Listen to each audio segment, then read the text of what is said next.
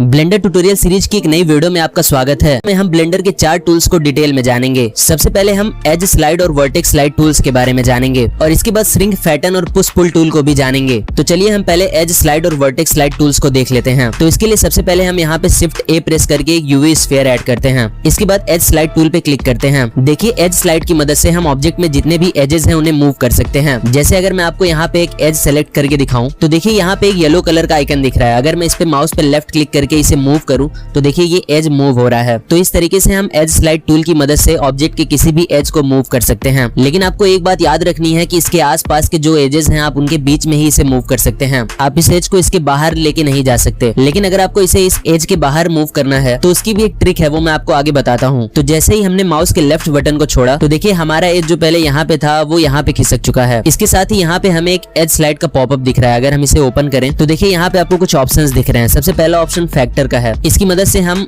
अपने एज को मूव करा सकते हैं कुछ इस तरीके से। और मैंने अभी आपको बताया था कि अगर आप इन दोनों एजेस के बाहर इसे मूव कराना चाहते हैं तो उसके लिए आपको एक सेटिंग करनी पड़ेगी। तो देखिए यहाँ पे एक क्लैंप का ऑप्शन दिख रहा है। अगर हम इसे अनटिक कर दे और यहाँ पे इसके फैक्टर की वैल्यू बढ़ाएं तो आप देखेंगे कि हमारा एज इन दोनों एजेस के बाहर भी मूव हो जाएगा। तो अगर मैं आपको यहाँ पे फैक्टर की वैल्यू बढ़ा के दिखाऊं तो देखिए हम इसे 1 तक ही बढ़ा पा रहे हैं। लेकिन अगर मैं क्लैंप को अनटिक कर दूं और यहाँ पे जाके 2 टाइप करूं और माउस पे लेफ्ट क्लिक करूं तो देखिए हमारा एज उस एज के बाहर भी मूव हो चुका है। अगर मैं आपको दिखाऊं तो इस तरीके से हम एज स्लाइड टूल का यूज करते हैं। तो अब हम वर्टेक्स स्लाइड टूल के बारे में जानेंगे। तो अगर मैं इसे अंडू कर दूं और यहाँ से वर्टेक्स सेलेक्ट करूं। वैसे अगर आपको ब्लेंडर के बेसिक शॉर्टकट्स और इन टूल्स के बारे में नहीं पता है तो आप हमारे ब्लेंडर ट्यूटोरियल सीरीज के पिछले एपिसोड्स देख सकते हैं। उस प्लेलिस्ट का लिंक मैं यहाँ ऊपर आई बटन पे और नीचे डिस्क्रिप्शन में दे दूंगा। तो अब हम वर्टेक्स स्लाइड टूल्स के बारे में जानेंगे। देखिए जिस तरीके से हम एज स्लाइड टूल का यूज कर रहे थे सेम उसी तरीके से हम वर्टेक्स स्लाइड टूल का भी यूज कर सकते हैं। तो अगर मैं आपको यहाँ पे एक वर्टेक्स सेलेक्ट करके दिखाऊं और यहाँ पे वर्टेक्स स्लाइड टूल को सेलेक्ट करूं तो आप देखेंगे आपको यहाँ पे एक वर्टेक्स के चारों तरफ एक सर्कल दिख रहा है। तो इसकी मदद से आप इस वर्टेक्स को इसके चारों तरफ के वर्टेक्स के बीच में मूव करा सकते हैं। तो इसके लिए आपको माउस पे लेफ्ट क्लिक करना है और इस वर्टेक्स को मूव करना है। तो आप देखिए कुछ इस तरीके से आप इस वर्टेक्स को मूव करा सकते हैं। और जब आप अपने माउस के लेफ्ट बटन को छोड़ेंगे तो आप देखिए यहाँ पे आपको एक पॉपअप दिखेगा। इसमें भी आपको कुछ ऑप्शंस दिख रहे हैं। तो अगर आप इसके फैक्टर की वैल्यू को घटाएंगे या बढ़ाएंगे तो देखिए हमारा वर्टेक्स स्लाइड हो रहा है। इसके बाद आपको यहाँ पे एक क्लैंप का ऑप्शन दिख रहा है। इसकी मदद से आप इस वर्टेक्स को इन दोनों वर्टिसेस के बाहर भी मूव करा सकते हैं। अगर मैं आपको यहाँ पे इसे अनटिक करके फैक्टर में 2, 3, 4 कुछ भी डाल के दिखाऊं और माउस पे लेफ्ट क्लिक करूं तो देखिए हमारा वर्टेक्स यहाँ पे मूव हो चुका है कुछ इस तरीके से। एक चीज मैं आपको और बताना चाहूंगा, अगर मैं इसे डिलीट कर दूं ए प्रेस करके और यहाँ पे एक नया क्यूब ऐड करूं और इसे एक्स एक्सिस पे स्केल कर दूं कुछ इतना और अब यहाँ पे एक लूप कट लगाऊं कंट्रोल आर प्रेस करके तो देखिए यहाँ पे एक लूप कट लग चुका है।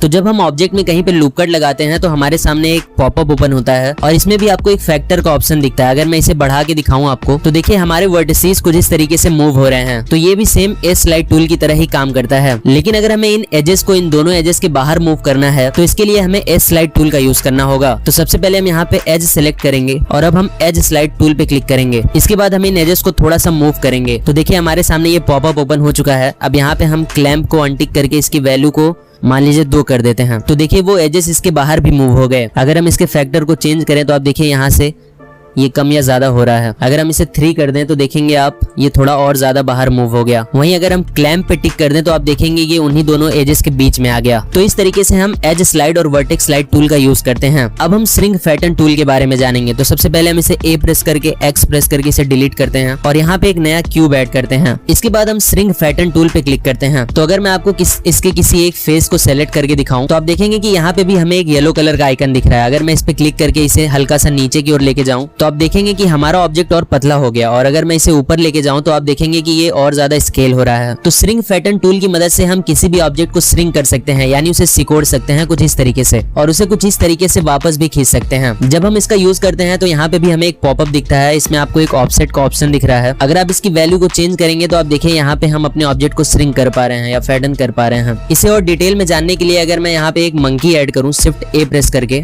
और इसे जी प्रेस करके मूव कर दूं तो यहाँ पे आप देखेंगे हमने मंकी के सभी फेसेस को सेलेक्ट करा हुआ है। तो अगर हम इस येलो आइकन पर लेफ्ट क्लिक करके इसे अंदर की ओर मूव करेंगे तो आप देखिए हमारा ऑब्जेक्ट कुछ इस तरीके से फैटन हो रहा है। वहीं अगर हम बाहर की ओर माउस को मूव करेंगे तो ये देखिए कुछ इस तरीके से अंदर की ओर श्रिंक हो रहा है। तो इस तरीके से श्रिंक फैटन टूल का यूज करके हम अपने ऑब्जेक्ट के शेप वगैरह को चेंज कर सकते हैं। तो अब हम इसे डिलीट कर देते हैं और पुश पुल टूल के बारे में जानते हैं।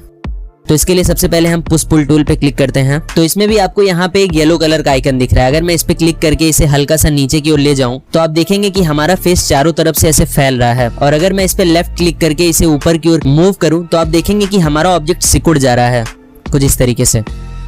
तो पुश पुल टूल की मदद से हम अपने ऑब्जेक्ट की किसी भी फेस को या एजेस को चारों तरफ फैला सकते हैं या इसे पतला कर सकते हैं। जब आप पुश पुल टूल का यूज करेंगे तो आपको देखिए यहाँ पे एक पॉपअप दिखेगा, इसमें आपको एक डिस्टेंस का ऑप्शन दिख रहा है। तो इसकी मदद से भी आप अपने ऑब्जेक्ट के फेसेस को फैला सकते हैं या पतला कर सकते हैं। और डिटेल में जानने के लिए अगर मैं यहाँ पे एक स्फीयर ऐड करके दिखाऊं शिफ्ट ए प्रेस करके, तो अगर हम इसके कुछ फेसेस को सेलेक्ट करें ऐसे और इस पे लेफ्ट क्लिक करके अगर इसे बाहर की ओर मूव करें तो आप देखिए ये इन फेसेस को किस तरीके से बाहर की ओर फैला रहा है। और अगर हम इसे अंदर की ओर मूव करें कुछ इस तरीके से तो आप देखिए ये अंदर की ओर कैसे इन्हें सिकोड़ रहा है। तो इस तरीके से हम पुश पुल टूल का यूज करते हैं। तो आज की वीडियो में हमने ब्लेंडर के edge vertex slide tool, shrink fatten tool और पुश पुल टूल को डिटेल में जाना। अब नेक्स्ट वीडियो में हम शेयर टूल के बारे में जानेंगे। मन में कुछ सवाल हो या डाउट हो तो नीचे कमेंट में बताना, मैं उसका रिप्लाई जरूर दूंगा। मैं